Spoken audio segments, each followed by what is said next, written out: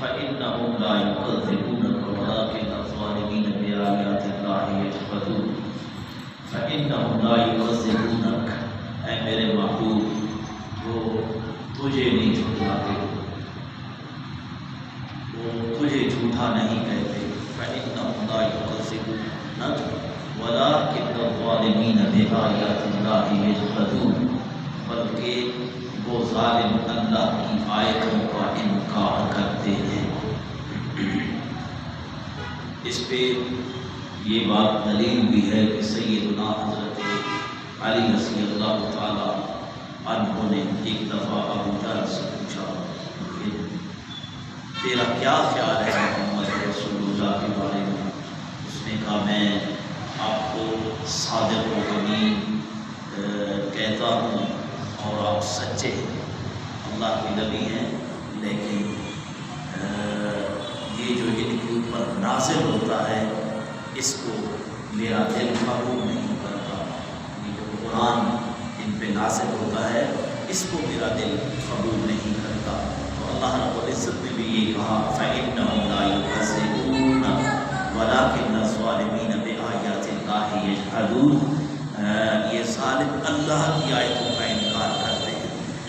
جب اللہ کہتا ہے قُلْ هُوَ اللَّهُ أَحَدٌ، کہو اللہ ایک ہے، تو یہ ایک کہنا نہیں چاہتے، کیونکہ ان کا ایک مائنڈ سیٹ ہو گیا ہے بتوں کے سامنے جھکنا، اور بیت اللہ کی یہ اقراری بھی ہیں، مانتے بھی ہیں یہ اللہ کا گھر ہے، لیکن مسئلہ یہ ہے کہ 360 بت انہوں نے بیت اللہ کے اندر رکھے ہوئے تھے، اور ان کا ایمان اور عقیدہ یہ بن گیا تھا کہ یہ بھی ہمارے مددگار ہے۔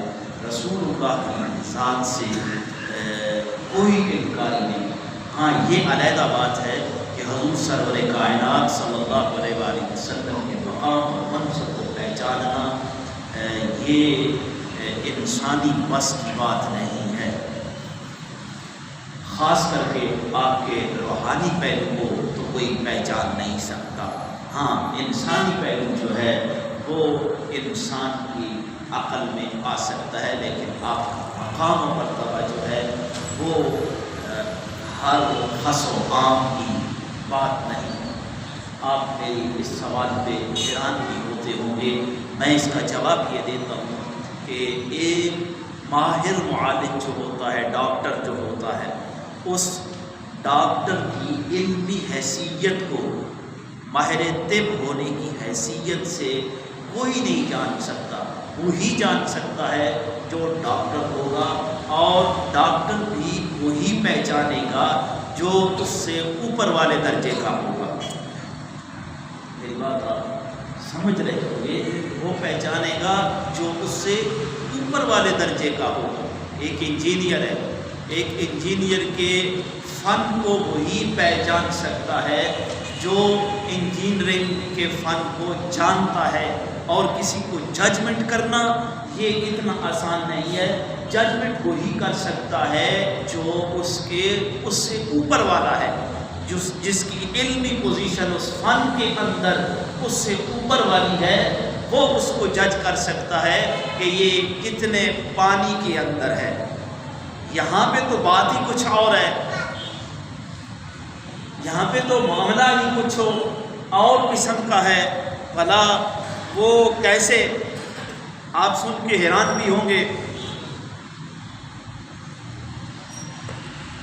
کہ حضور نبی کریم صلی اللہ علیہ وآلہ وسلم روزے رکھتے ہیں، 2 دن کا روزہ رکھتے ہیں، 3 دن کا روزہ رکھتے ہیں۔ جب یہ کام صحابہ نے شروع کیا تو میرے نبی نے منع فرما دیا، تم ایسا نہ کرو۔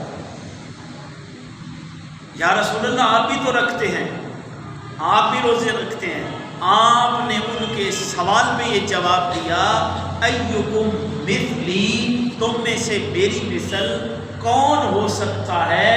فہو یطعمنی ویسقینی، مجھے میرا رب کھلاتا ہے، مجھے میرا رب پلاتا ہے۔ اب تم میں میری مثل کون ہو سکتا ہے؟ اس کی نوعیت کیا ہے، اس کی کیفیت کیا ہے کھلانے اور پلانے کی، کون جانتا ہے؟ اللہ اعلم ورسولہ، اللہ اس کا رسول جان سکتے ہیں۔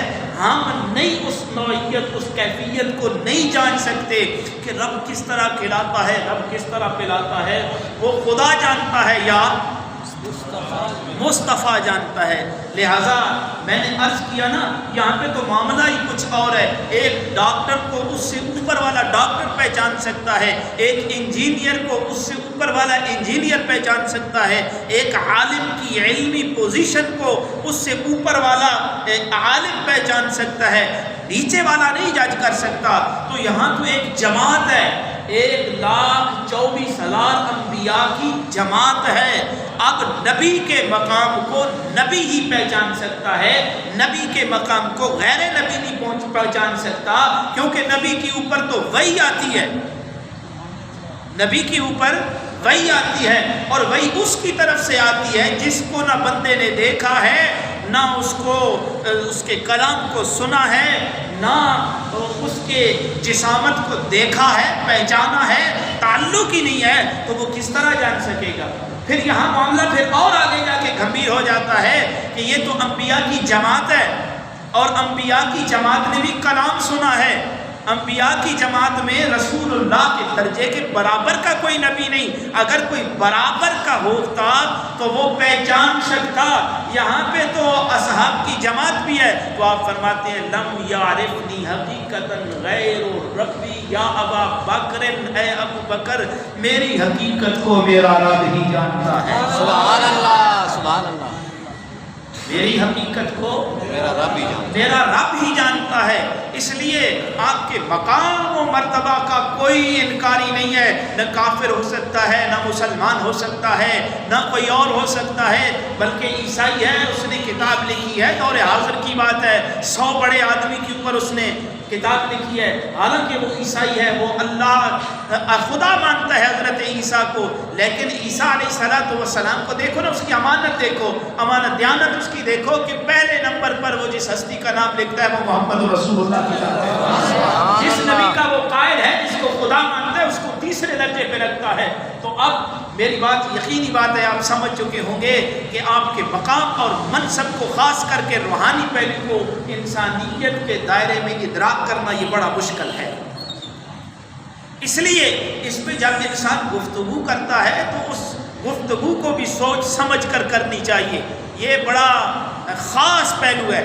ہاں ورنہ انکاری تو کوئی نہیں ہے۔ دیکھو نا، جب آپ نے کوئی صفا پہ چڑھ کے کہا، لوگوں کو اکٹھا کیا، بلکہ یہ اللہ کا حکم تھا، رب ذوالجلال نے قرآن میں بھی فرمایا وَأَنذِرْ عَشِيرَتَكَ الْأَقْرَبِينَ،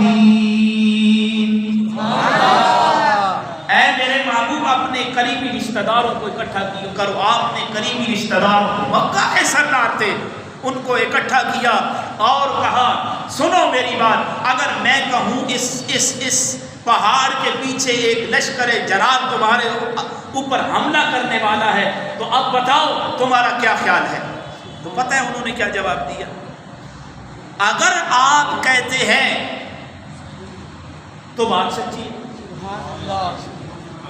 اگر آپ کہتے ہیں تو بات سچی ہے۔ اب کسی ایک نے بھی اس بات کا انکار نہیں کیا،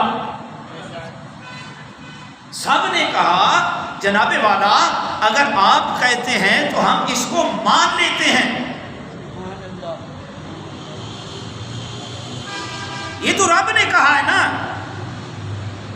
فَإِنَّهُمْ لَا يُكَذِّبُونَكَ وَلَكِنَّ الظَّالِمِينَ بِآيَاتِ اللَّهِ يَجْحَدُونَ۔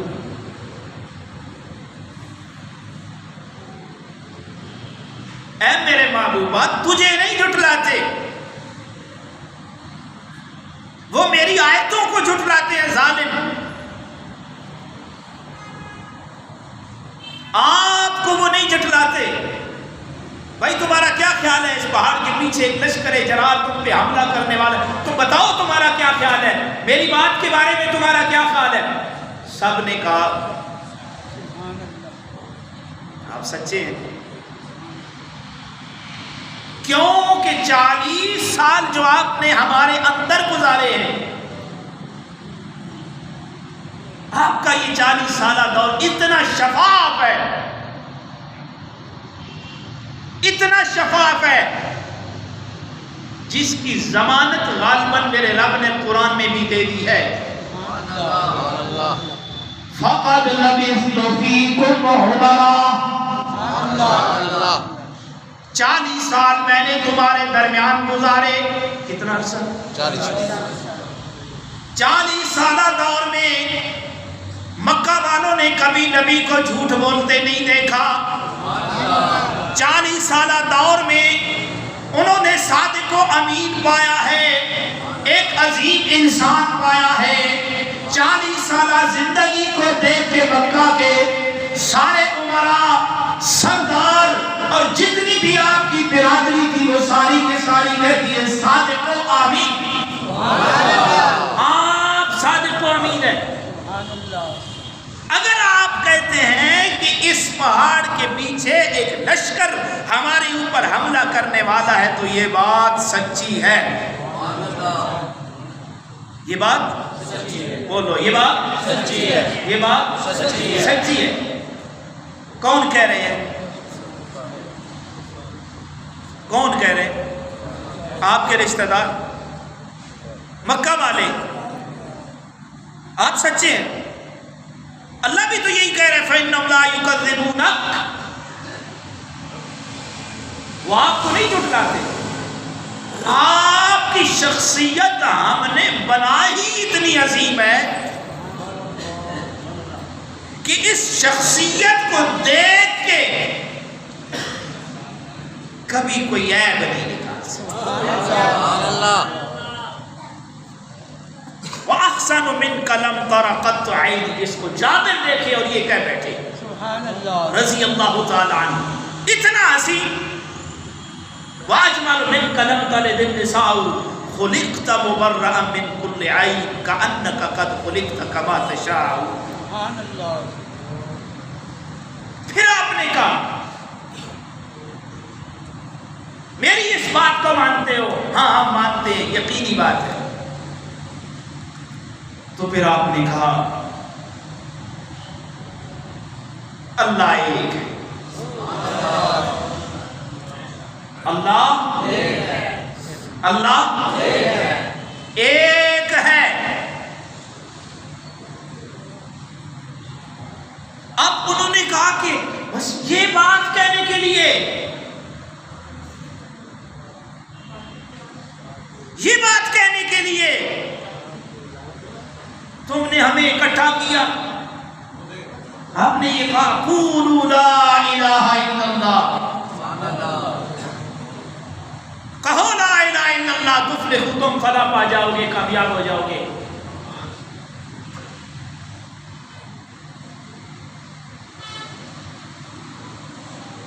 اس بات پہ جھگڑا شروع ہو گیا. یہ جھگڑے کی ابتدا ہے. اس سے پہلے رسول اللہ کا مخالف مکہ کے اندر کوئی نہیں تھا. فیصلے کون کرتے تھے؟ رسول اللہ کی طرف. جب بھی جھگڑا ہوتا میرا نبی فیصلہ فرما دیتے تھے. اور من و عن آپ کے فیصلے کو ہر کوئی قبول کر لیتا تھا. من و عن مکمل طور پہ. اب ایک نے اشارہ کر کے کہا نعوذ باللہ من ذالک, ناس ہو تمہارا ہمیں اس لیے بلایا ہے. سب جانتے ہیں ابو لہب. اللہ نے پوری سورت نازل کر تبت یدا, ہاتھ اٹھایا تھا نا اس نے. یہ تو ہم بیان کرتے ہیں کہ میلاد میں اس نے انگلی کا اشارہ کیا. یہ بھی اس نے کہا تھا اشارہ کر کے ناس ہو تمہارا اس لیے ہمیں بلایا ہے تم نے. اللہ نے پوری سورت نازل فرمایا. تبت یدا ابی لہب وتب ما اغنى عنه ماله وما کسب. پھر اللہ نے بھی ہاتھوں سے شروع کیا. ٹوٹ جائے تیرے دونوں ہاتھ. تو اشارہ فرماتا ہے میرے نبی کے اوپر. پتہ چلا نبی کے دشمنوں کو جواب بھی میرا اللہ ہی دیتا ہے.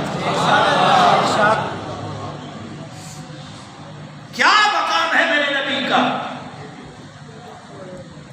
میں پھر اپنی بات کو ریپیٹ کرتا ہوں، لا الہ لا الہ لا الہ الا اللہ لا الہ الا اللہ کی رٹ لگاتے رہو.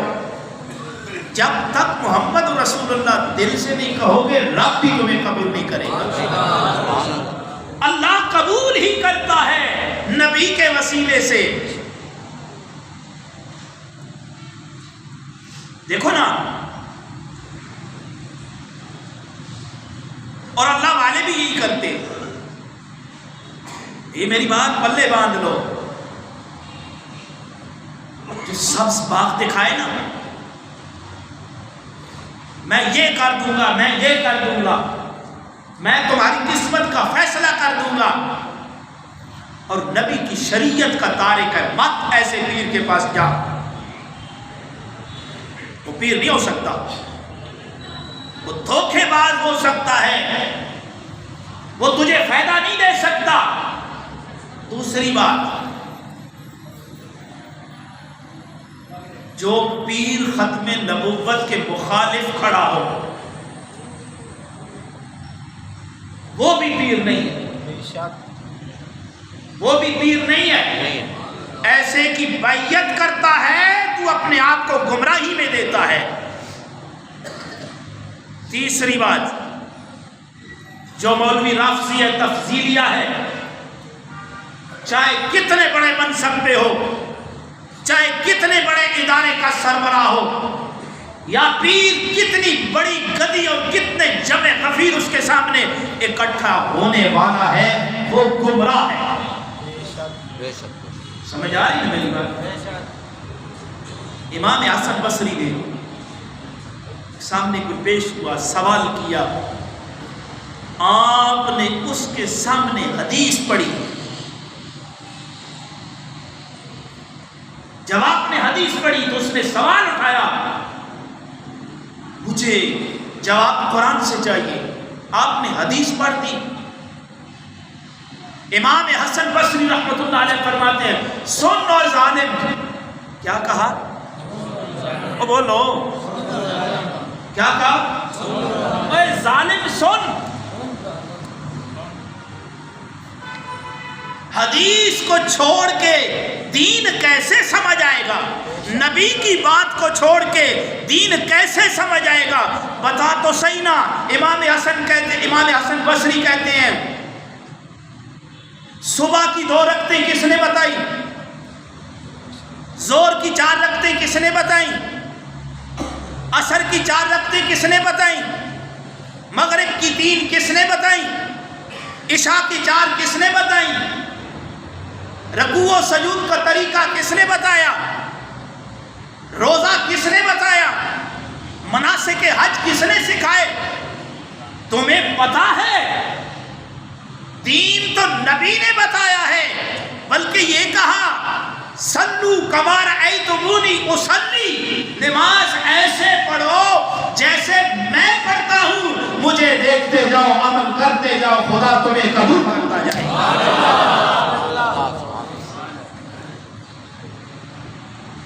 پھر آپ نے کہا ظالم میری بات سمجھ آئی ہے، تو بات بھی یہ حقیقت ہے،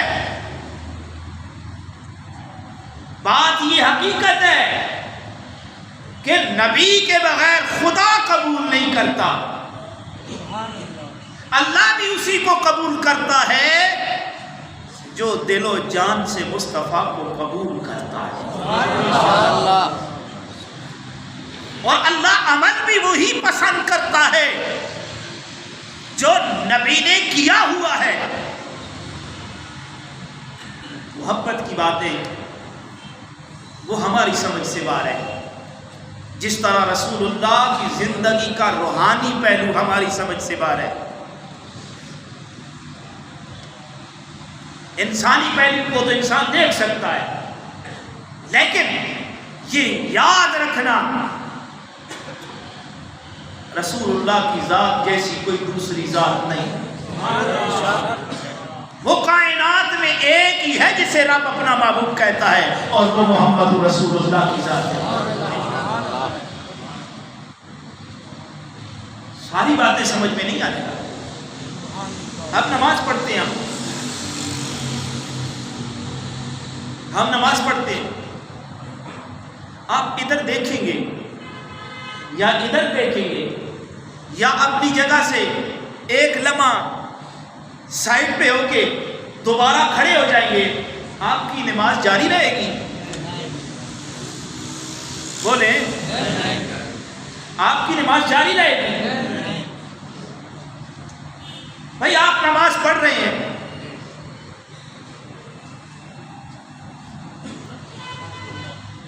کوئی حادثہ ہو جاتا ہے، آپ یوں دیکھتے ہیں، تھوڑی دیر دیکھتے ہیں، پھر دیکھتے ہیں، پھر دیکھتے ہیں۔ نبی نے تو یہ کہا ہے کہ تیری نگاہ ایک دفعہ اوپر اٹھی جس طرح میرے نمازیوں کی باز کی اٹھتی ہے، باز مجھے دیکھ کے آنکھیں نیچے کر لیتے، میں ادھر بیٹھا ہوں تو دیکھ رہا ہوں تو یہ بات سچی ہے، جھوٹ تو نہیں ہے۔ بازوں کو میں جان بوجھ کر دیکھتا ہوں، وہ دیکھتے ہیں میں بھی یوں دیکھ لیتا ہوں، پھر میں نیچے دیکھتا ہوں، مجھے دیکھتے میں پھر دیکھتا ہوں، وہ نیچے کر لیتا ہے۔ مولوی سے شرما جاتے ہو، خدا سے شرماؤ۔ مولوی کیا ہے؟ اللہ سے شرماؤ۔ بابا نگاہ ایک دفعہ نماز میں اٹھتی ہے، پھر نیچے آتی ہے، تھوڑی دیر کے بعد پھر اٹھتی ہے، پھر نیچے آتی ہے۔ میری بات تو نہیں، میرے نبی کا فرمان ہے۔ اللہ کہتا ہے اوے میرے بندے مجھ سے بڑھ کر کون ہے جس کو دیکھتا ہے؟ جب تیری نگاہ تیسری مرتبہ دیکھتی ہے، اللہ کہتا ہے تو مجھ سے بری ہے، میں تجھ سے بری ہوں۔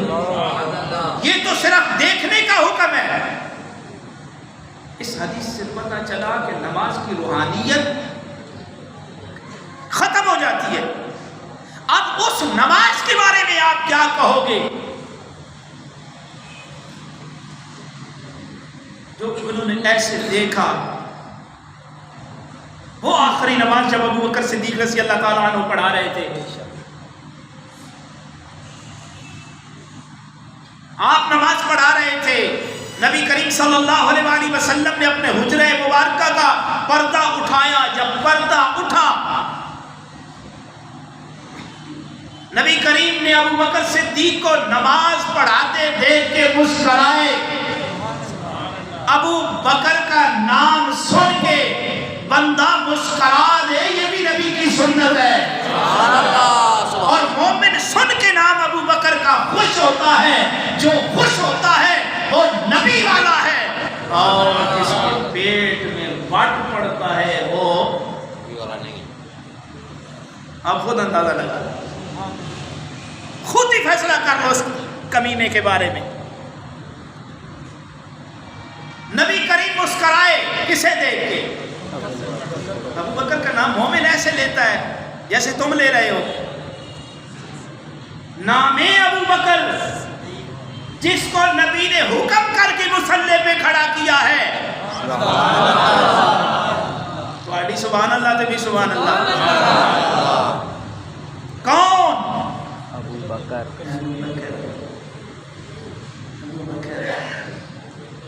ایمان والا ایسے بولتے ہیں، کوئی کبھی نہ سن نہ لے، کوئی قیامت نہ آ جائے۔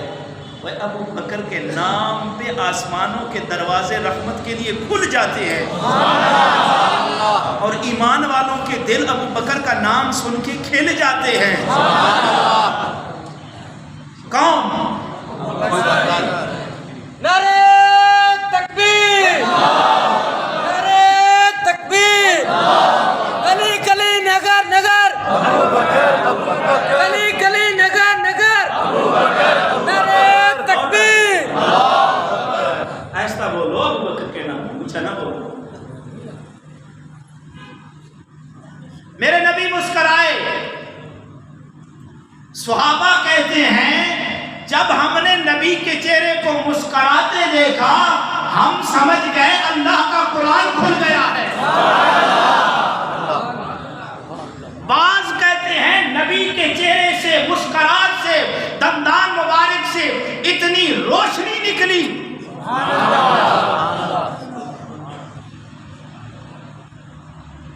اب نماز کی فکر نہیں رہی، نماز کی فکر نہیں۔ صحابہ نے ادھر دیکھنا شروع کر دیا، کیونکہ 2 3 4 دن بیچ میں گزر گئے تھے جن کا ایک لمحہ گزارا نہیں ہوتا وہ 24 گھنٹے برداشت کر سکتے ہیں؟ مسکرائے،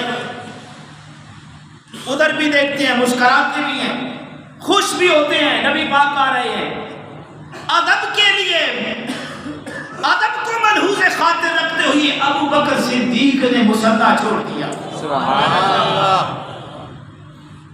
ابو بکر نے مصلی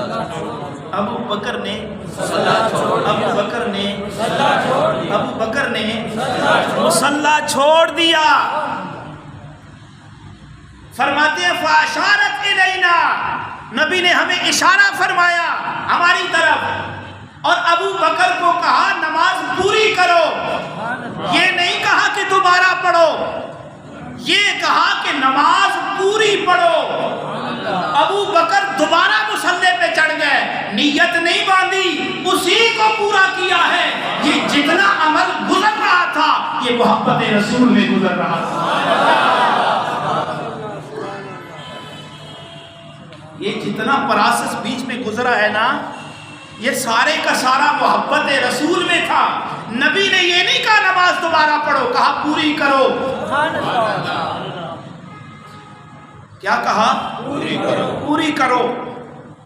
اس لیے قرآن تو قرآن ہے، قرآن مسلم ہے، اس کی حقیقت سے انکار نہیں کیا جا سکتا، لیکن یاد رکھنا نبی کی حدیث کے بغیر بھی گزارا، جس کے کلام کے بغیر گزارا نہیں ہو سکتا، اس کی ذات کے بغیر گزارا نہیں ہو سکتا۔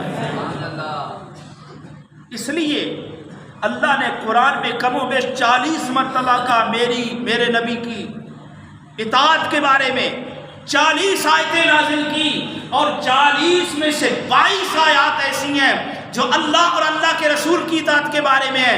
ان 40 میں 18 آیات ایسی ہیں جو صرف رسول اللہ کے بارے میں ہے۔ نبی کی اطاعت کرو، نبی کی اطاعت کرو۔ اللہ نے اپنی اطاعت کے بارے میں ایک آیت بھی نازل کی، ایک آیت بھی نہیں۔ اگر ایک بھی رب کر دیتا تو جو نبی کی حدیث کے انکاری ہیں، منکرین حدیث، یہ اس ایک آیت کو پکڑ لیتے، یہ اس ایک آیت کو پکڑ لیتے۔ اس لیے اللہ نے صرف اپنے بارے میں ایک بھی نہیں نازل کی، اپنی اور نبی کے بارے میں 22 آیات نازل فرما دی، اور نبی کے بارے میں خالص 18 آیتیں جن میں صرف نبی کی اتباع کا ذکر ہے۔ اس لیے اللہ تو اللہ ہے، اللہ ازل سے ہے، اللہ خود سے ہے، وہ خود ہی مالک ہے، وہ خود ہی خالق ہے۔ نبی خود سے نہیں ہے، نبی ازل سے نہیں ہے، نبی اس کا بندہ ہے، نبی اس کا رسول ہے، نبی کو اس نے منتخب فرمایا ہے، لہذا اس نے ساری باتیں نبی کے بارے میں کر دی، اپنے بارے میں ایک آیت بھی نازل کی۔ تو ان آیات بینات سے پتہ چلتا ہے کہ رسول اللہ کے بغیر گزارا نہیں ہے۔ فَإِنَّهُمْ لَا يُكَذِّبُونَكَ وَلَكِنَّ الظَّالِمِينَ بِآيَاتِ اللَّهِ يَجْحَدُونَ۔ محبوبہ تجھے تو وہ نہیں جھٹلاتے، ان ظالموں کا جو رونا ہے وہ اللہ کی آیات کے بارے میں رونا ہے۔ ان کو تو سارے صادق و امین کہتے ہیں، اب وہ انکاری تھے، ہم منہ پھیر لیتے ہیں۔ دیکھو نا، اللہ نے کہا نہ سود نہ کھاؤ، اللہ نے کہا نہ رشوت نہ کھاؤ، ٹھیک ہے الراشی والمرتشی کلاہما فی النار کی حدیث ہے، لیکن حدیث بھی تو وہی ہے نا، وما ینطق عن الہوی ان ہوا الا وحی یوحی۔ سونا اپنی مرضی سے تو بات نہیں کرتا، جو بولتا ہے اس بولنے میں بھی میرے رب کی رضا شامل ہوتی ہے۔ جزاک الراشی والمرتشی کلاہما فی النار۔ بار بار حکم ہے نماز پڑھو، قرآن میں ہم سستیاں کرتے ہیں، اللہ سستی کو دور فرمائے، اللہ ہمیں معاف فرمائے۔ 5 وقت کی نماز پڑھا کرو، نبی کی سنت کی باتیں گھر میں کیا کرو، نبی کی باتیں گھر میں بچوں کو بتایا کرو، نبی کی محبت بچوں کی گھٹی میں باندھ دو۔ قرآن کی محبت اور نبی کی محبت، ہم دور ہوتے جا رہے ہیں، جتنا دور ہو رہے ہیں اتنے ہی ہم ذلیل بھی ہوتے جا رہے ہیں۔ کبھی عزت والا تھا مسلمان، آج ہماری عزت نہیں ہے. آج ہمیں عزت کوئی نہیں دیتا، اس لیے کہ مسلمان گھر میں پڑھے قرآن کو عزت نہیں دیتا، گورے کی لکھی ہوئی کتاب کو عزت دیتا ہے. اللہ نے جو نازل کیا ہے محمد رسول اللہ کے وسیلے سے، وہ تو پڑھے پڑھے پورا سال مٹی جم جاتی ہے، پورا سال مٹی جم جاتی ہے. صحیح بات ہے، ہمارے آفس میں جو ہے وہ اکثر جو ہے وہ صرف رمضان میں پڑھتے ہیں، کئی تو ظالم 11 مہینے قرآن کی تلاوت بھی کرتے ہیں. تو بتاؤ نا پھر عزت کہاں سے آئے گی؟ جزاکم اللہ خیر الجزا.